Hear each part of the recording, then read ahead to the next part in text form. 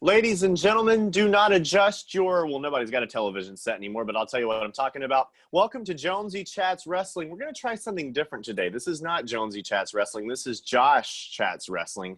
And I'm in charge today, and I got this right here. And I'm joined by a great newcomer to the wrestling podcast industry. Please welcome George Jones. Thank you very much, Josh. Thank you for that excellent introduction. It's really weird to be this side of the camera for once, but really looking forward to seeing sort of how the show goes. And what have we got on today's show? Please tell everybody. When we're talking about Monday Night Raw, we also have a really cool bit of trivia that I did not know that two dates in wrestling coincided with the same wrestler, which is very, very cool. Very, very cool. But I got to tell you, man, I want to address something right now because this is very weird being in this position. It's very weird. And I knew the minute you started recording it would be. Somebody messaged me when I started doing these things with you and said that I don't sound like I used to. Like, and it was like, you don't expect me to have my commentary voice when I'm just sitting around the house and stuff like that. But I will tell you, ladies and gentlemen, I am Josh Hayes welcoming you to Jonesy Chats Wrestling. Like, if that's what you want, I can give it to you. But I figured this is better for an hour. You know what I mean? Yeah, no, that's good. Right. I love the intro. Yeah, no, definitely. Yeah. All right. I guess we'll go right into Monday Night Raw. And we kick things off with, I'll give you a little bit of trivia, actually, some things. We kick things off with a tribute to Martin Luther King Jr. because it was Raw always airs on a Monday and Martin Luther King Jr. airs on a Monday in the U.S. Here's some fun facts, though. First of all, this is one that I know nobody knows. I was born on the same birthday as Martin Luther King, so I was exactly 61 years younger than him. Second of all, did you know that Vince McMahon is a huge MLK fan? Like, he's his favorite historical figure of all time. No, I didn't. Thank you for the trivia. It's quite an accolade to be born on the same day. But what I would say about it, what a fantastic video package. It was really impactful. Oh. I think the use of John Legend Preach as well, as the background, I thought it was really, really good. But no, thank you for the interesting trivia. I thought that was quite, what a nice way to start Raw, actually. Let's be fair. It is. And it's something I noticed people notice that, like, we always have an MLK package every year, and it's because of Vince's admiration for him and stuff like that. And the package is always fantastic. And basically, WWE will always be doing one of those every year on Martin Luther King Jr. Day. But then we kick off Raw itself, and this is the cool part. We're kicking off Raw the way that it ended last week. We're kicking it off with Randy Orton. And the follow-up to what happened when he got supposedly burned alive to end the show. And Randy Orton is basically the new Kane. That's the gist of what happened. So we see him in a mask. Now, some people said it was a really bad lucha mask, but apparently what he was wearing is actually a medical type mask that burn victims will wear sometimes if it's minor burns, like a first-degree burn. So WWE was apparently trying to do a little bit of cover-up on this. So he's got a promo. He's wearing a mask. It's kind of straight out of the Mankind playbook. So you can see he's got some burns along his nose, around his eyes. He said, this is damnation for showing compassion for not burning Alexa Bliss. He's wearing the mask to shield himself, not to save everybody else. This is a long promo, by the way. He goes on for about 10 minutes. Despite the agony, he's lucky. He's only got first-degree burns, and it could be worse. That's definitely true. He doesn't blame Bliss. He blames the Fiend. And the Fiend's responsible. Alexa's a vehicle. He starts talking about how he won the Rumbles, and that most people backstage are very happy to see him in this condition because he's not going to be able to win the Rumble this year. And he says that he's still going to because he can tolerate the pain. Then he lights the match and stuff. Very dark promo. I mean, as we expected, it kind of goes right along with the feud with the Fiend and stuff like that. What did you make of that? I know you were a big fan of this, right? Yeah, I thought it was excellent. Let's go over the positives then. So, excellent work carrying on from the way you finished the show last week. I love that. That's what it should be every single week.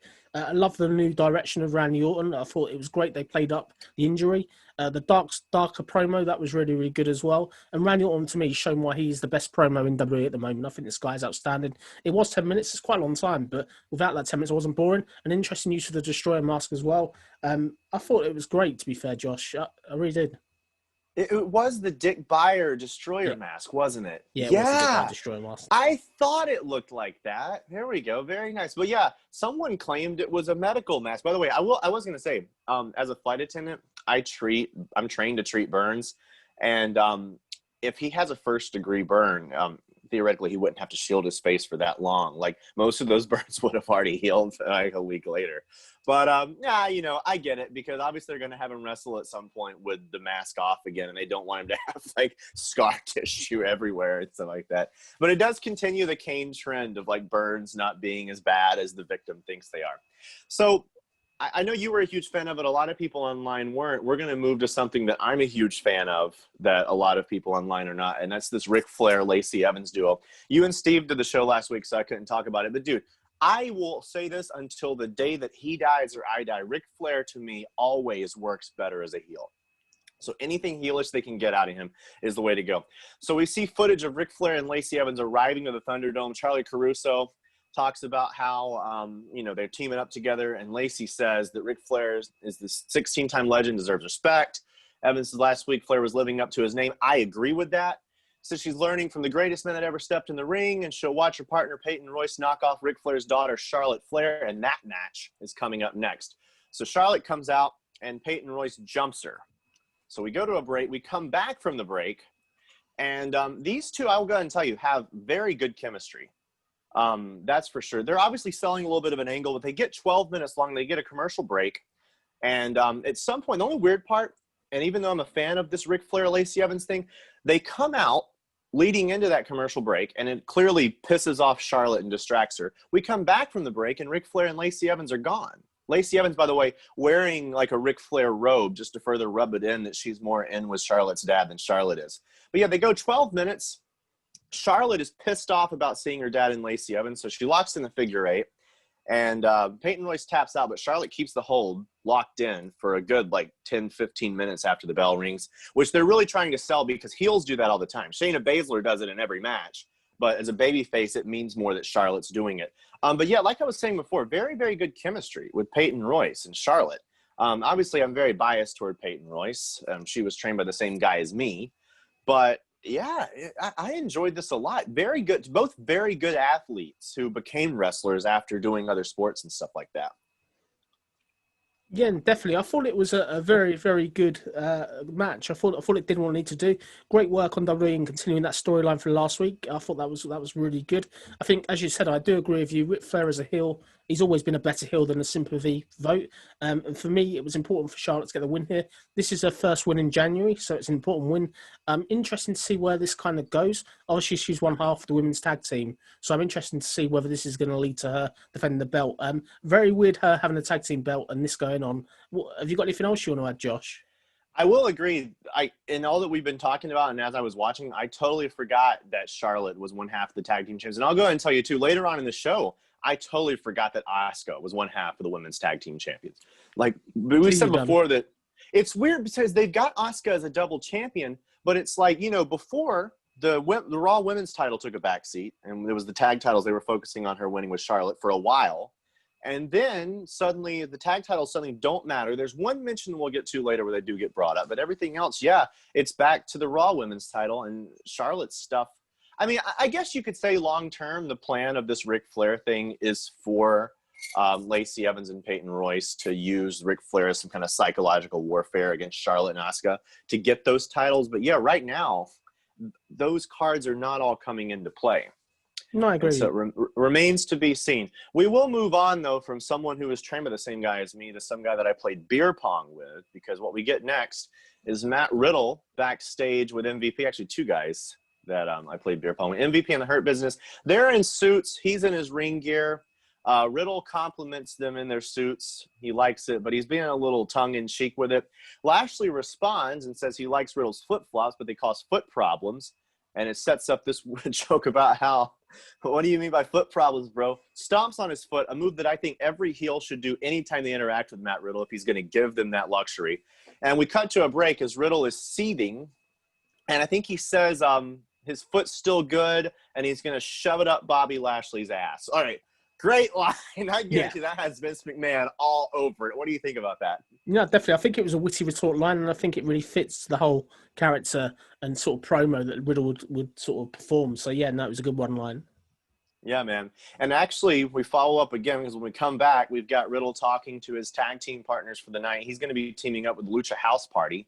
in a 6-man tag match against the Hurt Business. So Lucha House Party, the original Bro Riddle, you could kind of just call them the Lucha Bros. Oh, wait, you can't. No. But no, Riddle says his foot's going to be okay. And then he throws out this random thing. He got his foot run over by his cousin and still made it to prom. So he'll be fine. This completely unsolicited story that he throws out.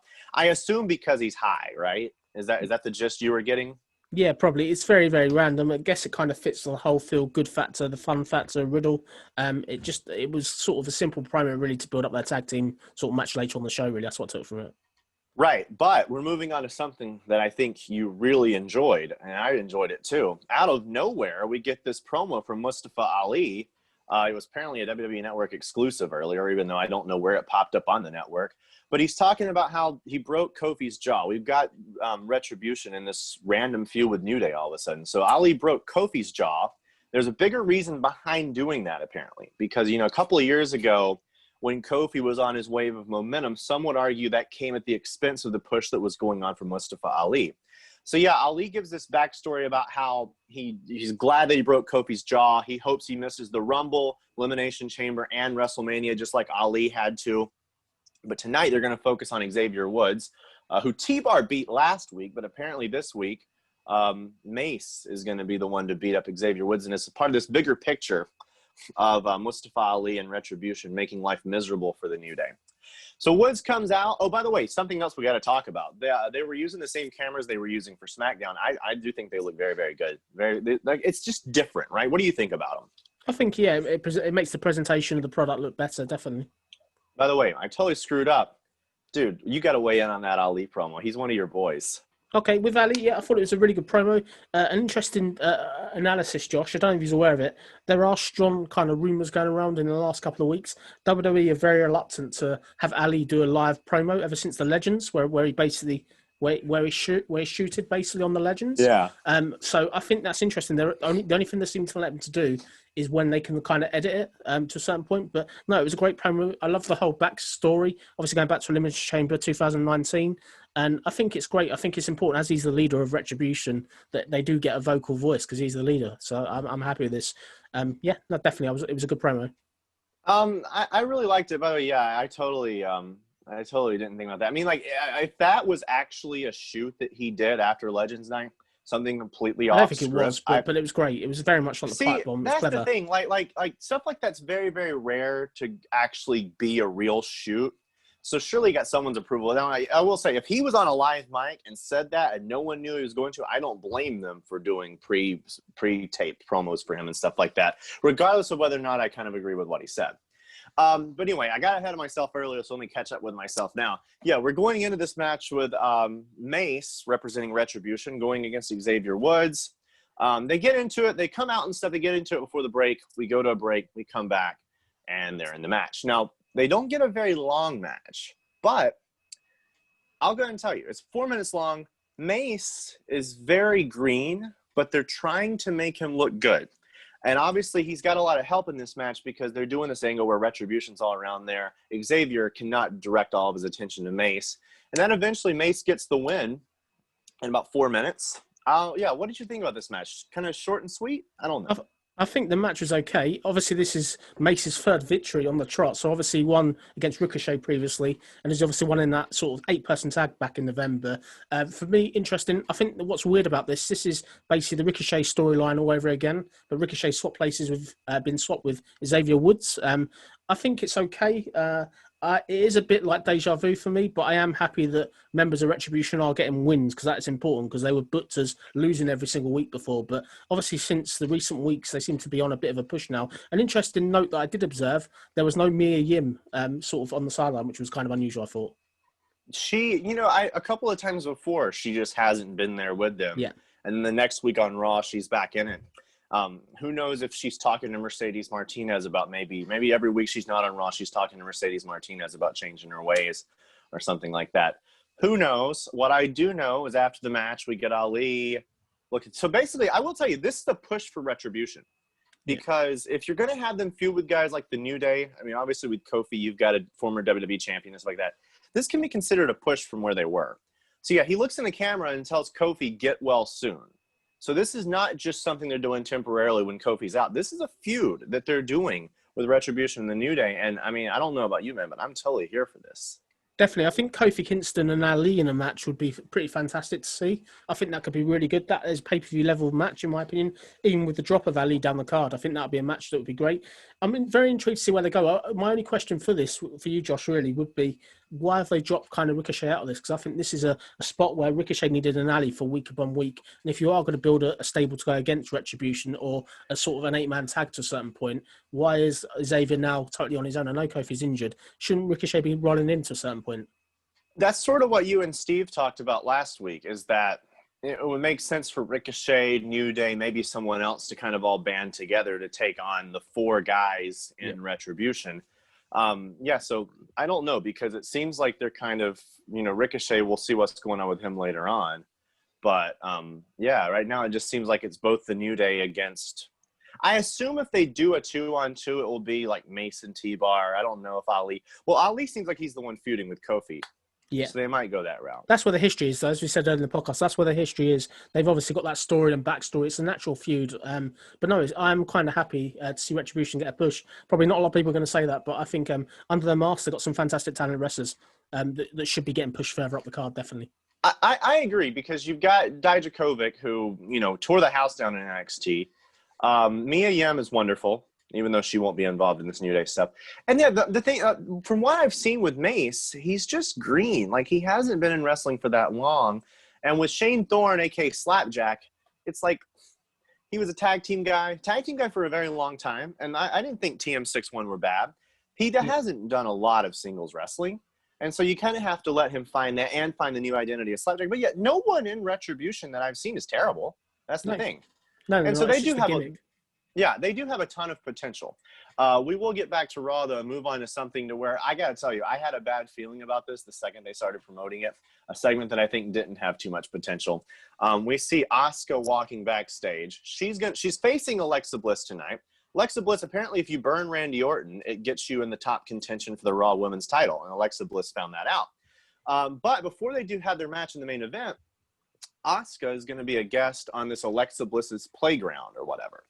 And so Asuka says, she doesn't know, what to expect from Alexa Bliss. We got this fireball. Asuka says something about Bliss having a dark side.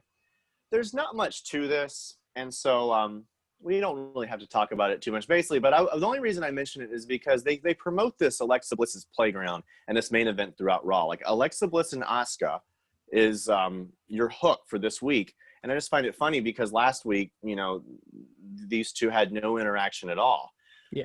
But no, we got to talk about something else, because we go into this thing that it's the WrestleMania report. And there is some big news to come out of this, and we'll go ahead and cover that right now. So yeah, WrestleMania this year, they're going to have the WrestleMania in Tampa that we didn't get last year. And it's also going to be 2 nights. WrestleMania 2022 is going to be back in Dallas, and that will tie a record, by the way, unless you count WrestleMania 4 and 5, which, some people don't, because they had this deal with the Trump Plaza back then. But 6 years is the shortest span of time if you don't count WrestleMania 4 and 5, because we had the MetLife Stadium in 2013, 2019. That was 6 years. And now we're getting another 6 years. We had 2016 and 2022 in Dallas, AT&T Stadium. 2023 was the one that we were supposed to get this year. We're going to finally have one in LA. But I mentioned all the good stuff because we do need to talk about that. But this was done in a very cheesy, hokey, dare I say, wrestle crap worthy package with Triple H and Stephanie McMahon as these anchors playing. And it's not even funny. It's just dumb. The only part of it that I liked is one of the reporters they tossed to was John Cena, who I wasn't expecting to be in an ad like that. But yeah, what did you make of this, by the way? I don't know, man. I enjoyed it. I thought it was funny. I thought it's feel good. It's a bit of light humor. I kind of enjoyed it. I like the cameo. We had quite a few cameos in it. Obviously, Roman Reigns was in it with a name change, and it did what it needs to do. I think the reason why I liked it so much was the fact we're going to get a 2-night WrestleMania again this year. For me, obviously watching the show here in the United Kingdom, having it over 2 nights makes it a lot more bearable rather than having to get up at sort of 5 a.m., stay up to 5 a.m. on one night. I think, and it also means that both nights feel fresh, which is good. So there'll be no sort of, if the crowds are there, they're not going to be tired out, which will really probably make the wrestlers perform better. They'll be really excited for the crowd being there. And the fact it's under 3 hours or within three hours per night, I think it's going to be great potentially. I agree with you, and we weren't doing this podcast back when WrestleMania happened, but that's the one thing I said to my friends is by doing it like one night and then another night, I was looking forward to night 2. Like I wasn't overwhelmed with 8 hours of programming in one day to where I'm actually surprised that they're only having the 2-night WrestleMania this year, the one in Tampa. And from the looks of things, they're going to be going back to one night with the one in Dallas. Because, yeah, I think the general reaction to breaking it up like that was positive from everybody. But speaking of Triple H, what I wanted to get to, as much as I didn't enjoy this about Triple H, I did enjoy Triple H last week, and there's a lot of things about Triple H's career that you can enjoy, and that's where we have this little fun fact from you that I think is so cool, and it's kind of 2 facts with the same date, right? Yeah, so the date is today's date, the date we're recording the podcast for everyone who's watching, January 20th. So the 2 facts involving Triple H. January 20, 2002, Triple H won the Royal Rumble match, and that was at the Phillips Arena in Atlanta, Georgia. And an About interesting an hour fact, away from here. Yep, very interesting fact. Yeah. And then a year later, on the same day, Evolution were formed on Raw from the Dunkin' Donuts Center in Providence, Rhode Island. So not only did he win the Royal Rumble on this day, he also formed Evolution. So I never knew that, and I think it's quite an interesting fact that so much happened on this day in history in wrestling. Yeah, man. I literally, before we started recording this, I had no idea that Triple H won the Royal Rumble and then exactly a year later founded Evolution. Very, very cool. And like, it's one of those things to where I doubt that they did it on purpose. It just kind of worked out that way, just like Undertaker's undefeated streak and stuff like that. There's a lot of cool things in wrestling. Jericho's written about it with his career and stuff too. I want to keep talking about this because I don't want to talk about what's coming up next. This is one of my least favorite parts of Raw, even though they promoted the hell out of it. So we finally get Alexa Bliss's playground. And so she's there. Her guest is her opponent in the main event, the Raw Women's Champion, and then we always forget she's one half of the Women's Tag Team Champions, Asuka. And I'm going to tell you already the issue. So we get this promo, and Asuka is very weary, kind of timid of Alexa Bliss from the get-go. And there's this recurring theme that Bray Wyatt is there in spirit. Asuka goes to sit in the swing next to Alexa Bliss, and Bliss says like she can't sit there; that's already taken. It winds up with this thing with a rocking horse to where like it's like the Fiend is sitting over there. That's the premise of this promo. But what I want to focus on, Asuka is a powerhouse in WWE. She has taken on, Ronda Rousey, Nia Jax. She's taken on people who look way tougher than her, and she's not backed down, and she's beaten them most of the time. Suddenly, she is terrified of Alexa Bliss. What the hell?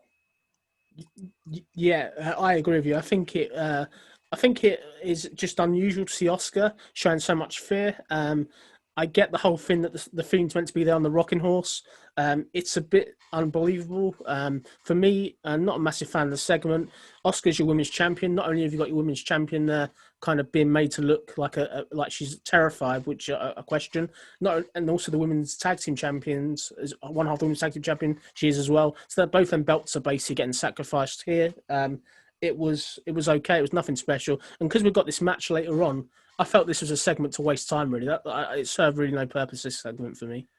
Do you think their idea, and I don't think this clicked with most fans, do you think their idea was, given who and what Asuka is, showing her show fear for one of the first times in her WWE career would actually create intrigue to where fans watching would want to see this main event? Because like, oh my God, like Alexa Bliss is psyching out Asuka, so she might actually beat the women's champion. Do you think that was their goal?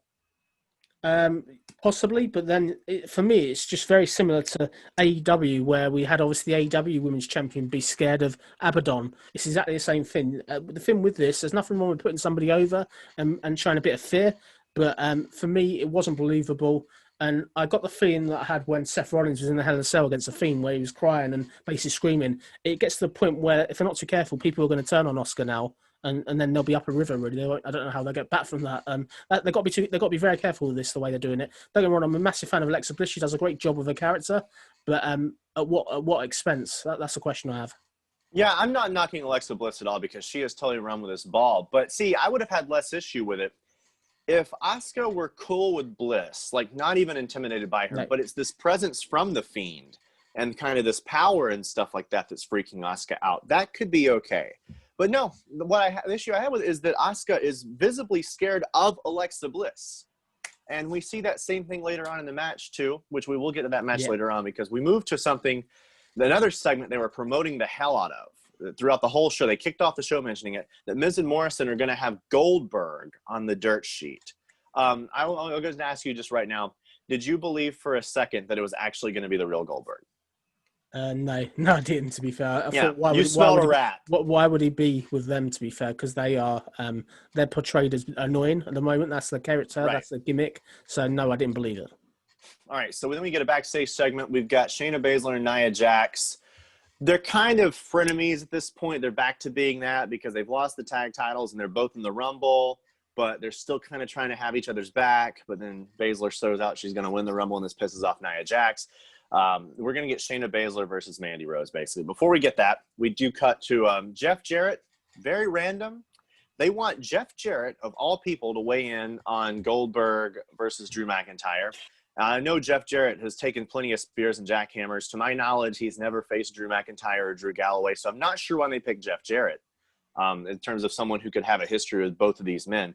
But Jeff Jarrett picks Goldberg. He says that one spear, one jackhammer, and that's it. What did you make about the first time they have a legend weigh in on Goldberg versus Drew McIntyre? They picked Jeff Jarrett, of all people. For me, it's obvious because he's on the payroll. They don't obviously have to pay anything extra for the promo video, I'd guess. And another one is, this is all because they couldn't get Goldberg to do a proper promo, in my opinion. You haven't got Goldberg available to send in a promo or do something. And there's been nothing really done to build this feud other than the sort of Legends Night where they had that 2-minute promo. This was a spot they needed Goldberg to do a promo, in my opinion. I know they had him coming later on, but it was an interesting choice. But for me, I just thought, okay, I don't need to know about Goldberg. I'm sure everybody knows what his history is and who he's beat recently. Yeah, something this recap pointed out, though, that I noticed right off the bat, too, that I did think was cool about this promo. Jeff Jarrett apparently did it at his house, in some sort of, like, wrestling man cave. He hasn't played that. And his Slapnuts Boulevard road sign from WCW, he has hanging up in this room that, like, most wrestlers have one of these rooms in their houses where it's like a bunch of memorabilia and stuff like that. Good on him. I thought that was really cool. And I don't know how many people, a lot of people who know Jeff Jarrett as this old guy who opened up TNA, then went into the WWE Hall of Fame a few years ago, probably don't even remember that stuff. So kids were watching and thinking, what the hell does that mean? And what's that Boulevard? No, that was a really cool little shout. And I guess with the Goldberg stuff, it's relevant too, because anybody who remembers Goldberg's heyday will also remember Slapnuts Boulevard. We go into a match with Shayna Baszler versus Mandy Rose. And it's also another 4-minute match. Like, this Raw is a trend of us getting these incredible displays of wrestling and then these little 3 or 4 minute main event style squash matches. Not main event matches, but main event the show. So, Baszler makes Rose tap out as she normally does with Dana Brooke or Mandy Rose, a Kirifuda clutch. The bigger picture is that we've got Nia Jax on commentary, and this tag team with Shayna Baszler is very strained because both women are in the Rumble and looking to go their singles ways. What did you make about this match? It was filler. I'm glad Dana sort of wasn't involved this time. It was nice to see a fresh match, even though we've seen permutations of these teams against each other. This was a first-time match, from what I understand, of them two as singles. It was okay, but I was really happy that Shayna got the win here. I think they're clearly pushing Shayna as a major candidate to win the Rumble. That's the way I kind of took it from here. Shayna Baszler in the women's division over the last year, a lot of what you guys were talking about with Bobby Lashley and how until he lost just recently, he's been protected. And I think Shayna Baszler is kind of the Bobby Lashley of the Raw women's division in terms of there's very few women who, the truth of it is there's very few women in real life who could beat her in a fight. And so there's very few women who do beat her in one-on-one action on Raw. We get more of this, though. They're arguing. Nia Jax and Shayna Baszler are arguing. Dana Brooke hits a drop kick or whatever. Clearly they're not on the same page. But we go to a break and come back. And so they're talking backstage about what's going on. And the end result is that Baszler, out of nowhere, says now is the perfect time to get their rematch for the women's tag team titles. This made no sense to me. I thought they were focused on the Rumble, right? Yeah, it's one of them. I'm guessing this was said as a name drop for something next week, I presume. But I don't know, based on how this show ends, I don't want to jump ahead how that match happens next week. So, I get it. The problem with it, you're splitting this team up 1 minute, next minute they're best friends. You've got this Royal Rumble match where you need numbers. So that's maybe why they're doing this teasing. But for me, I don't really want to see that rematch. I hope it doesn't happen. Yeah, I mean, I guess the only thing too is it was a good setup to cut to Charlotte Flair because I mean, obviously, I think one thing that Baszler was talking about is the distraction that's going on with Asuka and Alexa Bliss and the state of mind that Charlotte's in after seeing her dad stab her in the back and Yeah. join up with Lacey Evans. We get an interview with Charlotte, and she's talking about how everyone says she's been handed things because of her last name. She said that last 5 years, whatever. But Charlotte says Lacey's using her father. Charlotte knows Lacey can wear a robe, but she'll never wear Charlotte's crown. I know you're someone who is always very skeptical of Charlotte as a babyface. What did this promo do for you? Not much. I thought it was okay. It kind of gets Charlotte some sort of redeeming quality back. Obviously, she had a win earlier. It shows she's not affected. And it's just strange seeing her sort of be the good person this time, be the baby face. And obviously her be kind of mistreated. It's kind of unusual, really. But it's okay. But as I said, she is the women's tag team champion, so they need to protect her. So I get it. It was a good use of time. And I think it further built up this hatred between Charlotte and Lacey, really. Yeah. Yeah, I mean, and I do think there's a level of intrigue given, even though I know some people have panned it, to where people are just wondering where they're going with it long term, because I don't think they can have Ric Flair just turn on his daughter and then that's it, and then they never associate with each other again and stuff like that. I think the longer term thing will be the blood is thicker than water, and we'll ultimately see Ric Flair and Charlotte reunited or something like that. That could be one of our WrestleMania moments or something like that. But as much as I like talking about family ties, we now have to talk about what will probably be the most passionately discussed aspect of Raw. We go backstage to a match that has not been mentioned at one point. As a matter of fact, I think this match is made right now. We've got Ricochet talking to Adam Pearce. Ricochet, his wrestling career, he probably is the best athlete in wrestling. I think the only person who'd come close to him is Pac in AEW. But he's been used like a mid-carder, almost a jobber for the last year or so, ever since he lost to Brock Lesnar last year. AJ Styles shows up. And they're talking about, he gives some shit to Adam Pearce.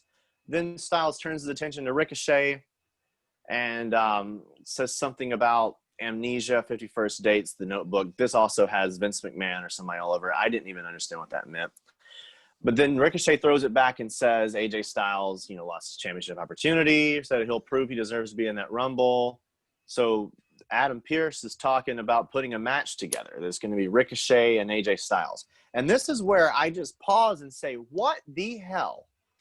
Because this match, a couple of years ago, 5 years ago, 2015, you say you're going to do Ricochet versus AJ Styles. This has Dream Match written all over it, and it's a testament to where things are in the career of Ricochet that you can just kind of throw this match together backstage. Yeah, before we talk about the match, what did you think about the way they set this thing up with these two wrestlers being who they are?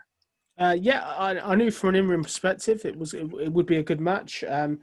That's how far Ricochet's fallen. Unfortunately, he's among that crowd with sort of Drew Gulak and sort of Matt Riddle. He's among that crowd when he's another one that's far too talented to be in this spot. But it's funny how Ricochet has to ask to get into the Royal Rumble, yet other people just say they're in. It's a bit disappointing, really, I felt.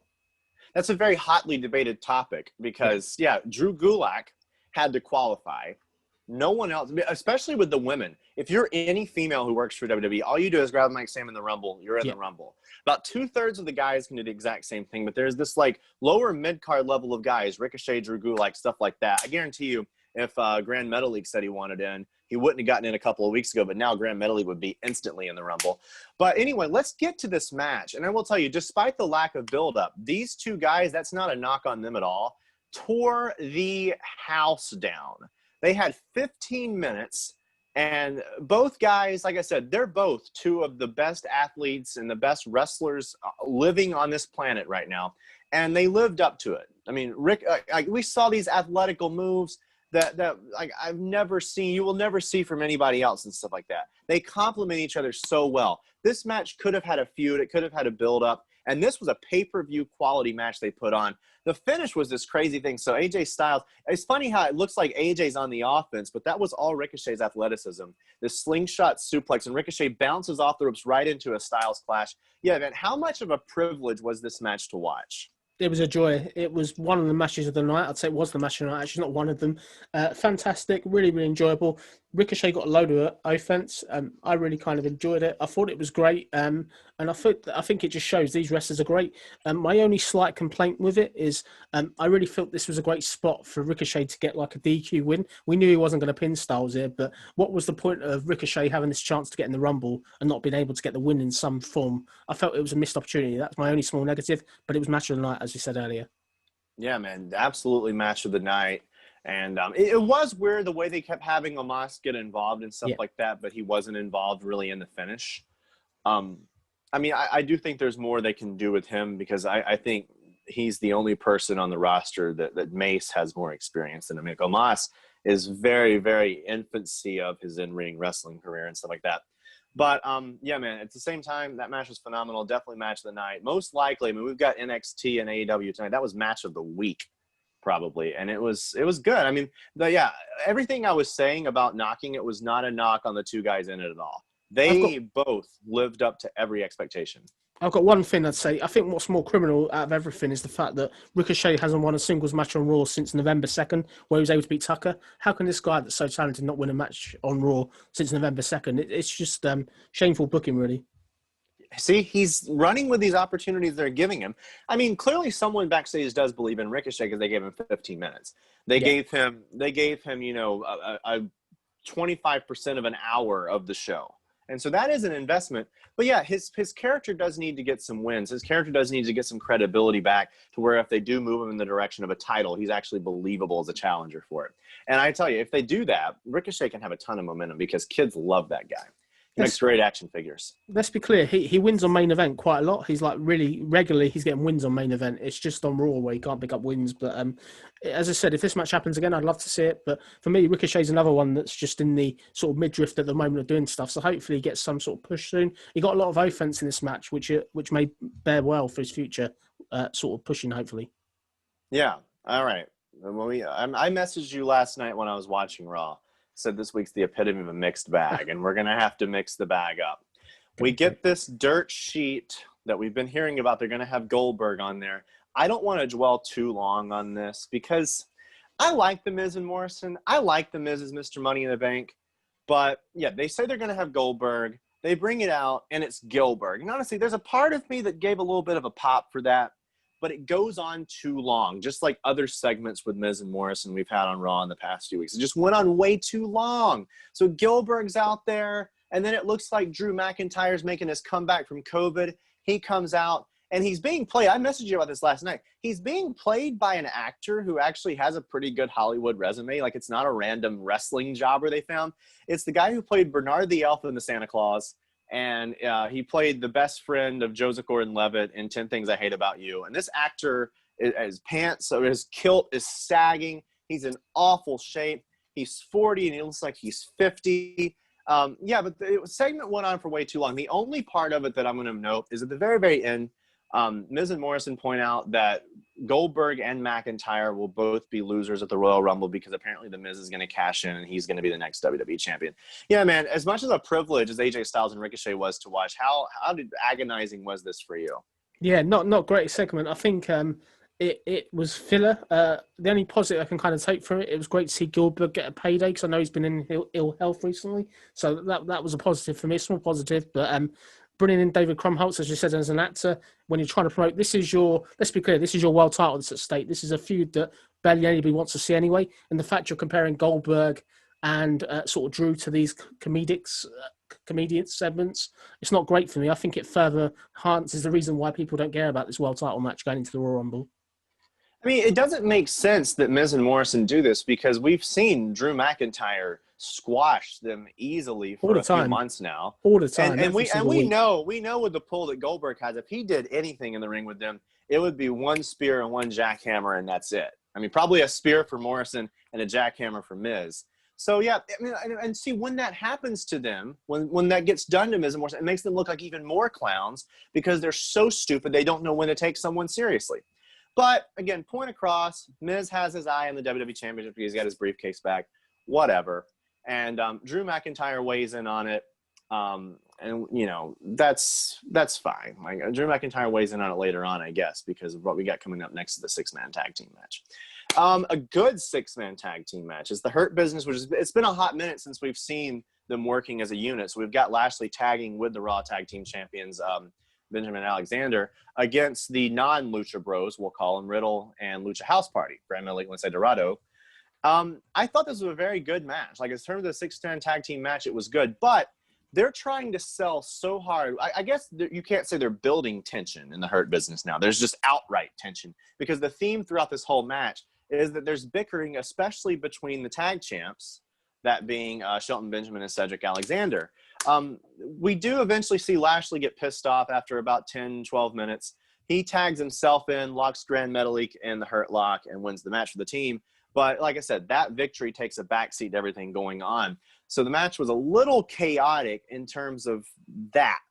Besides that's what I'm saying. It was a pretty decent match. Like, I thought what the other guys in there were doing, Riddle, Grand Metalik, Lince Dorado, even the athleticism of Cedric Alexander stuff, that was all good. What did you think about this? I thought it was a very good match. I think you got some great elements there. Clearly, Dorade and Metalik have got a win over the tag team champions back at Legends Night. So I thought that was a great follow-up. You're putting Lashley in there. Lashley, as I said, he's on a fantastic run despite his one loss. And I think in ring, it was really, really good. I think the whole teasing of dissension between the Hurt Business, I think that's a great element and a great storyline they've continued from TLC and they're building it on. It's interesting. I think the thing with it, the only reason the Hurt Business seem to get any sort of victories at the moment is when Lashley's involved. You almost know the minute Lashley's in a match, they're going to get a win. Were you sort of happy with the finish of this match and sort of the winners and stuff? Do you think it was the right people? I wouldn't have minded seeing the Hurt Business lose because their heads are not completely in the game. But like you said, Lashley, I think Shelton Benjamin or Cedric Alexander getting rolled up because they're busy arguing with each other would have worked. That could have been a good redemption win for Matt Riddle after what happened with him on Raw last week, where he just got the hell beat out of him by Bobby Lashley and MVP. They went a different route, though. They had Riddle get his revenge after this match because we've got Benjamin and Alexander arguing, and Riddle uses that distraction as his chance to get a shot on Bobby Lashley. So they did it. But seeing Riddle get the win, like, wouldn't have been bad. It would have been a little bit of turning things around and giving a little momentum, just like having Ricochet get a DQ win over AJ Styles. 2 missed opportunities with those things. I think Riddle should definitely got the pinfall Benjamin out of everybody in the Hurt Business. That's the one you want to get the pinfall over. For me, I think the one small complaint I have is I know Lashley had to get the win, obviously, based on his push, but you're getting Metalik tap out. Why would you drop Grand Metalik? This is a guy that's beat The Miz recently. He's been on a bit of a run. He's been on a bit of feel-good factor. If anybody's going to do a loss here, I would have rather they did Lince Dorado. That's just my personal preference. But you know, I was greatly offended seeing Grand Metalik take a loss of any kind. I thought it was almost sacrilegious, if you wanted to say that. Oh God. Speaking of sacrilegious, this is another part of Raw I don't want to talk about. I mean, there you go. And I'll tell you why. Because they cannot find anything else for Elias and Jeff Hardy. These guys, I think they're going to take a Slammy Award for the longest feud of the year. That's for sure. They're putting them back together again. We've got this thing where there are communication issues between Jackson Riker and Elias last week that led to, Jackson Riker got the win, but then Elias did not get the win. And so, it's a big mess. What do you make of them rekindling this feud again? Yeah, I'm not a fan of it. I think we've seen it so many times. That's one of my main things with Raw, which annoys me week by week, where we're seeing the same match again and again. How far can they do it? Obviously, if you put different permutations, you bring Jackson Riker into it now, which is slightly different. But we had this match last week, as I said. It's for me, I'm done with it. I feel sorry kind of for Jeff Hardy. This is a Jeff Hardy that was the Intercontinental Champion previously, beat people like AJ Styles, but he's stuck feuding with Elias, and none of them seem to be able to move on. For me, I think they need a new direction, and I think they need to go somewhere else with this, really. I think, obviously, the obvious payoff for this sort of match and kind of angle, I think Jackson Riker is looking towards a babyface turn for me. I think he's a turn babyface, but a babyface gunner, okay, Jackson Riker, I don't know if that's going to work. I think that'll be an interesting sort of see. What's your thoughts? It does seem like that's what they're building toward, because we have this lack of communication between Elias and Jackson Riker. And that's what happens in the match coming up, too. Before we get to the match, we've got Drew McIntyre weighing in on this Dirt Sheik segment. He talks about how there was a fake Goldberg in there, Gilbert, says Goldberg needs to bring the real Goldberg. He told him, if you're not ready, Drew's going to beat you in 2 minutes, which is a nod to how Goldberg would notoriously beat people in 2 minutes. And then Drew said he's coming back to Raw next week because, in all seriousness, thankfully, Drew McIntyre's COVID experience has been completely asymptomatic, so he should be good to go in another week or so. Yeah, that's positive. Let's hope he is good to go because he's their world champion. It's great to see him sort of on the mend. And I think the shows have really missed him over the last 2 weeks. I know he's done video promos, but I'll be glad to see him back, really. I think obviously next week we've got the first Goldberg-Drew proper confrontation on the go-home show. So they'll probably do what they should have done this week, next week. Right, exactly. And so now we're getting, what we're talking about a second ago, now we're getting this match with Jackson Ryker and Jeff Hardy. They only get about 3 minutes. And the trend, like I said, this lack of communication, what we have here is failure to communicate, if you will. And so it's this line that Elias told Jackson Ryker to not help him. This was last week. And Ryker took it literally. And Elias meant it ironically. This week, it's Ryker who tells Elias to not help him. And Ryker seems like he meant this literally.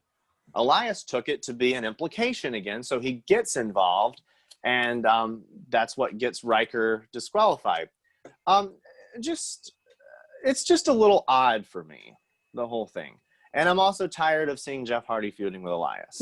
Yeah. But after the match, Hardy, Elias and Ryker are arguing. Hardy comes in. Ryker drops Jeff Hardy, and then it seems like he and Elias are okay. Where the hell do you think they're going with this? I think the problem is this is another one where they're mid-card again, where it's not going anywhere.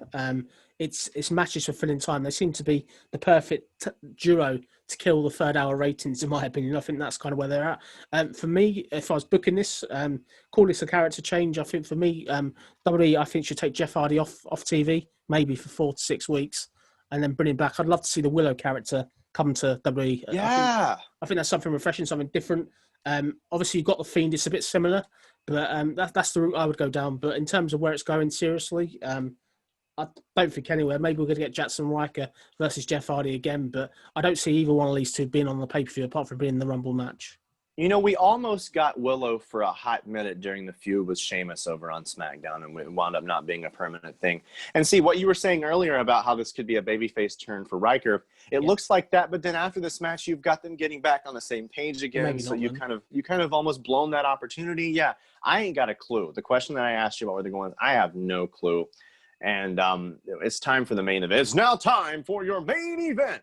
And so we're going to move into Asuka, who is the Raw Women's Tag Team Champion. The Women's Tag Team Champion, the Raw Women's Champion, even though you would not really remember a lot of that from what goes on in this match. Alexa Bliss shows up. Now, you know how the way Bray Wyatt has the red sweater Bray Wyatt, and then he's got the Fiend with the mask on it. Alexa Bliss has created kind of two different versions of Alexa Bliss. She's got her version of the sweater is these overalls, and she's got this like pleather leather outfit that kind of almost like a vampirist. We'll call that the Fiendette. How about that? And so they start the match off, and Alexa Bliss is that she's in her toned down overalls, girl. She's having a good time, just like Bray Wyatt when he wrestles his matches as the Funhouse Bray Wyatt. He's having fun in there. He's having a good time. And I mean, Asuka's getting the better. She's kind of out wrestling her. We cut to a commercial break. As we cut to a break, how they cut to a break is the lights go out. And then you get a little bit of those Firefly Funhouse sounds and a little bit of music and stuff like that. We come back from the break, and now she's turned into the Fiendette. And Asuka's entire demeanor has changed. Asuka's now scared to death. And just like the Fiend, Alexa Bliss is almost impervious to 9 out of the 10 shots that come her way. I mean, every now and then Asuka connects with a punch or a kick, and it causes a little bit of a reaction, but nothing like the level of control over the match that she had before. And they keep this going for a while, like a little longer than I thought they needed to, even though I guess they threw a lot of filler into Raw, so they might as well do it. It winds up being, we see Alexa Bliss doing the upside down kind of spider-like pose that Bray Wyatt does. Asuka's just scared out of her mind. And Alexa Bliss pretty much just easily grabs her and hits Sister Abigail and pins her. After that, I love how they have this little emblem saying that Raw is live when this was not live. So we see her staring at the camera, cuts from the Fiend back to the Funhouse Alexa Bliss with the overalls. And then she says, "Let me in," but it's Bray Wyatt's voice saying, "Let me in." I mean, Asuka's one of the best wrestlers in the world. I think that. Alexa Bliss can be decent. We did not get a decent wrestling match out of these two because they were trying to sell a bigger story. That's the gist of what I got. How about you? Yeah, I think let's break it down then. So I think if positives, it's a massive win for Alexa. Asuka obviously hasn't lost a singles match since she lost at SummerSlam to Sasha. She obviously lost at Survivor Series as well. But in terms of defending the Raw Women's title, that was the kind of last time she kind of sort of had sort of a singles loss, if that makes sense. And we look at sort of Alexa. Alexa, obviously, this is only her kind of first match since November. She's not really been on TV. She last beat Nikki Cross. I look at this. They had a match in March last year on kind of SmackDown. It was far better than this match. And for me, I was a fan of it to a certain point, but where it gets stupid is you've got sort of your Raw Women's Champion basically just getting basically totally decimated. It's like she's lost all her abilities here. And you're almost making Alexa be as unstoppable as the Fiend, which is dangerous. And for me, I think they made one big error here. Alexa getting the win's fine, but the payoff after that, surely this was a spot for Randy Orton after his promo earlier in the night to come out and do that RKO that's been overdue for months now. I think they should have done that. That's where I'm at with this. Yeah, I mean, it was weird that we never heard from Randy Orton again throughout the rest of the show after that opening promo. I guess the only reason why he didn't do that is because Randy Orton, they're having him shift his focus back to the Fiend. Yeah, they're doing that. Remember, he said that Rumble, Alexa Bliss is the vehicle. So it's like, I think that was their way of trying to say they're not going to make the feud him versus Bliss, and they want his focus back on the Fiend. Otherwise, what you just said would have been great. And I do think remember how long people expected an RKO on Beth Phoenix, and it finally happened. I think it's sort of like that, to where we kind of need it. Now, with that said, we're talking about how the show ended not in the best way, not in the most entertaining way. But I told you before, it's a mixed bag. So let's get to the overall review, the overall rating of what Raw was. Since I'm the host, I guess I'll go first this week. I mean, I don't know. It was a mixed bag, but purely because of the Ricochet AJ Styles match, I'm not going to give it middle of the road. I'm going to give it a 6 out of 10. Damn, you beat me to it. Yeah, so my rating's a 6. As you said, that match obviously made the night. There was further story development on a lot of stuff. One small criticism: there was no Keith Lee and no Sheamus this week, and that wasn't explained at all. I don't know what happened there. I don't know why they weren't on the show. I think that was a big loss. Keith Lee, obviously, you're pushing him quite hard at the moment, so that's a bit disappointing. But it was a fun show. It's getting a bit crazy and silly now. I'm interested to see kind of where they go. Obviously, next week's the go-home show, so I think next week's Raw has to be a cracker. And I'm just interested to see where they pay things off now. I think the fact you give Alexa this win here, it's a big win. As I said, Asuka doesn't really lose. Are you going to do this match at the Royal Rumble, or is this Alexa winning the Royal Rumble and then getting that shot at WrestleMania? Because the problem is once you give her the belt, if she's going to be like the Fiend, you can't get the belt off her. That's going to be the trouble I think they'll have. Not unless you bring in a female Goldberg, and then it's easy to just squash her in Saudi Arabia. Triple threat's how you do it. Yeah, that's true. When she doesn't speak pinned. That's true too. Yeah, I mean, if they're going to make more matches the Rumble, they're going to have to make those matches on the go-home show as far as Raw goes, because they didn't make any new matches this week, to my knowledge. But I don't think they're going to do very many matches, because with the way we've been doing these shows under, you can call it quarantine or whatever, without a crowd, they've been keeping pay-per-views to around 2.5. I think this one might go 3.5 hours. So yeah, I think they might do the title matches. We might get a tag team match or some kind of mid-card match or something like that, but the focus is going to be on the men's and women's Royal Rumble matches, which that's the thing. Ever since you introduced the women's Royal Rumble, you now have half the time for the rest of the card that you have to put together, which I think a lot of writers are thankful for, because everything that happens at the Rumble besides the 2 Rumble matches kind of always takes a backseat. I think you and Steve said that last week. But yeah, we'll see if they set anything up. I'm thinking they're going to try to put more of the focus on the Rumble match itself next week, and maybe a little bit of nod for Drew McIntyre and Goldberg. Yeah, well said. I think we're going to get one match. One match I think will definitely get announced next week. I think this is a long shot maybe, but I expect to see the Fiend and Orton having a match at the Rumble. I think that will happen in some capacity. I don't know what or how, because they've only got 1 week's build, but I think that's a likely match that will be added. I agree. We would definitely, we'd like to see that and stuff like that. That's very nice. All right, man. Is there anything else we need to address, by the way? I'm not the best at winding this thing up. By the way, For anybody watching, though, I told him when he asked me to host, I said, the last show I hosted was BLW Resurgence, so it was over a year ago. But, this has been a fun ride. I will tell you, man, I'll say this on the air, and I was going to tell you after we stop. I got mad respect for you and what you do, because driving this thing, I haven't done it in a while, and it's not easy. But thanks for letting me do this. It's definitely a different side of Josh, and it's bringing out kind of something people haven't seen in a while. And yeah, man, it's been all right. It's been all right. No problem. It's been a great laugh, and I appreciate you obviously taking the hosting duties. But no, definitely, it's been a fun watch and a fun sort of discussion. Next week, Royal Rumble predictions if you're up for that. I am so down for it. Yeah, man, I'll take us home too. I'll try to give us time. By the way, if you're watching, if you got any comments, questions, leave a comment for us. Subscribe to this channel because George is phenomenal at what he does, and I rarely get in the position to give him a shout out for this. This is so much fun for me to do every week, and it forces me to keep on top of wrestling instead of falling behind and sleeping all day. And so, yeah, man, it's nice stuff. And the thing is, the more you interact with us, the more content we're going to give you, and that's the best part about it, folks. Thanks so much. Royal Rumble is my favorite pay-per-view of the year. George, thanks for coming on to my show, and we'll see you guys next week.